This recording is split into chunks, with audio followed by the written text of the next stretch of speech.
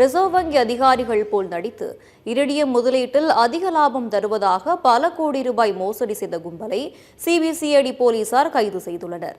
இந்த மோசடியில் தொடர்புடைய மேலும் சிலரை வலைவீசி தேடி வருகின்றனர். ரிசர்வ் வங்கி மூலமாக மத்திய அரசு இரிடியம் மற்றும் காப்பர் வர்த்தகத்தில் ரகசியமாக ஈடுபட்டு வருவதாகவும் இதில் முதலீடு செய்தால் அதிக வட்டியுடன் லாபம் கிடைக்கும் எனவும் கூறி மூளைச்சாவையும் செய்து மோசடி நடைபெற்று வருகிறது.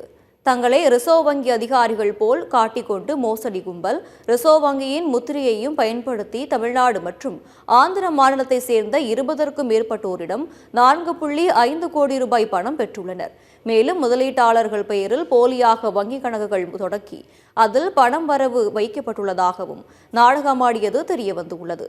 இது தொடர்பாக 2024ஆம் ஆண்டு தனிநபர் ஒருவர் ரிசர்வ் வங்கியின் செதேஜ் என்ற இணையதளத்தில் புகார் பதிவு செய்துள்ளது.